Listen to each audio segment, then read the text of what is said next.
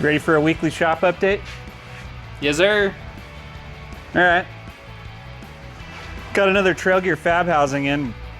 Becoming a big fan of these. Sometimes, I don't know, spent a lot of years running through the Toyota housings and stock axles, and sometimes the money's just better spent the right way the first time. If you already got a Toyota housing, you know, you can build them up and then translate those parts to the Trail Gear Fab housing.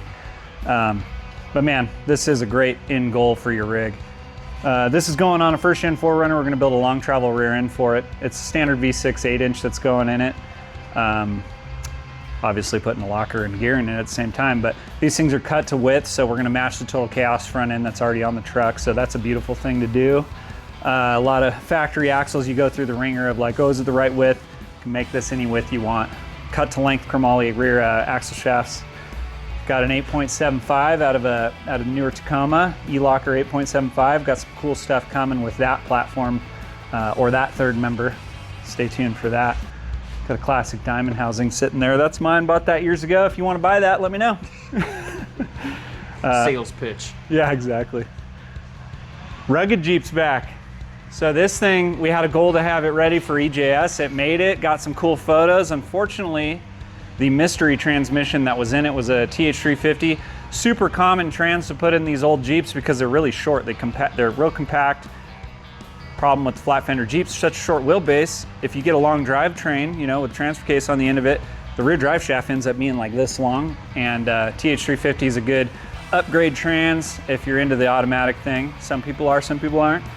They fit. But anyway, the mystery trans that was in there decided to spit a bunch of metal and clutch material out on the test drive, which was a little disappointing since we put so much work into it, but hey, life goes on. It made it to EJS, put it in low, got some photos, put it on Fins and Things, got to see it in the, you know, in the rocks in Moab, which was awesome. But anyway, got the trans rebuilt. It's right here. It is brand new again. Got some upgrade parts, should be awesome. Working on the cage. This thing absolutely needs a cage because although we have not put it in the rocks fully yet, I think it's going to be extremely capable, and safety is pretty important, and it downright looks cool. So that's coming together. Chris has been doing a great job on that. We've been collaborating ideas. We're going to do a full walk around on this thing, but we're Frenching this thing into the tub as much as we can. Frenched into the windshield.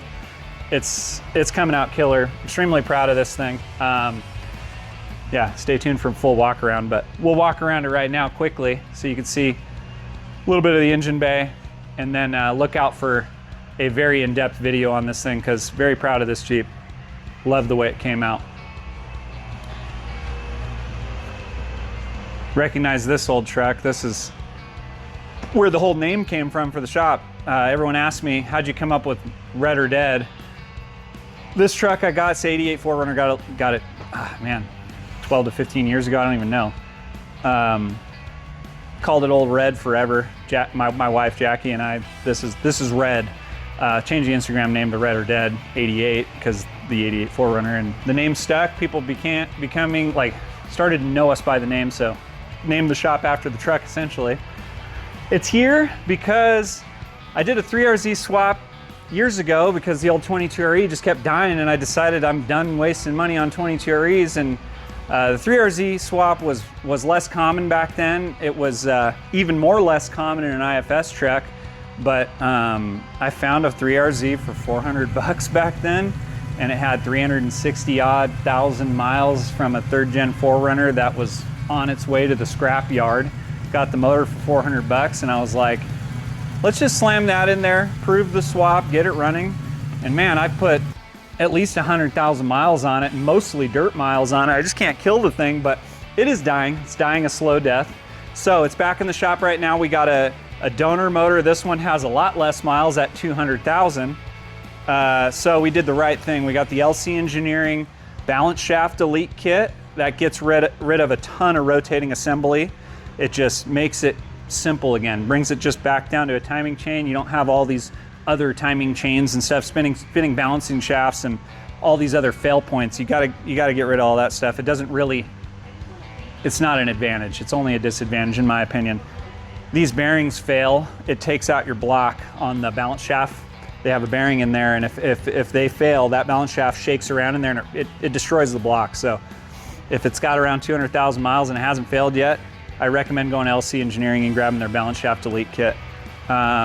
So while you're there, the proper way to do the balance shaft delete kit and your timing kit, you can pull the timing cover off, but you have to remove the oil pan because the pickup there, I believe the pickup is intersecting with your oil pan.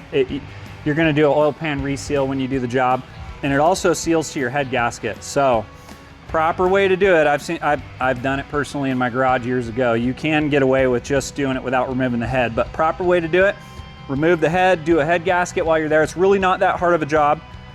You may find that your valves are slightly burnt because these are a shim over bucket valve adjustment, and a lot of people don't do the valve adjustments. So while you're there, I did all new valve train, sent it out, got the head all cleaned up, new valves installed, brand new Toyota head gasket, brand new Toyota valves, brand new Toyota valve seals.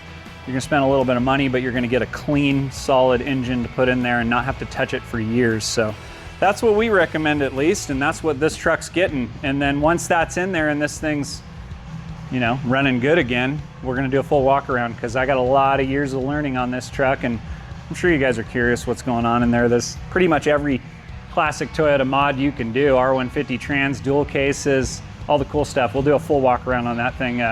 Stay tuned for a video for that. What do we got here? Hopefully see it in the desert a little bit too. Heck yeah, definitely. I'd like to get some back in this thing and get some miles put back on it because I've been spending a lot of time in my 22 RE powered rock crawler, which I love, but there's some cool things coming for that too, and that's a sneak preview right there. Yeah, I was gonna say, can't talk too much about that. Right.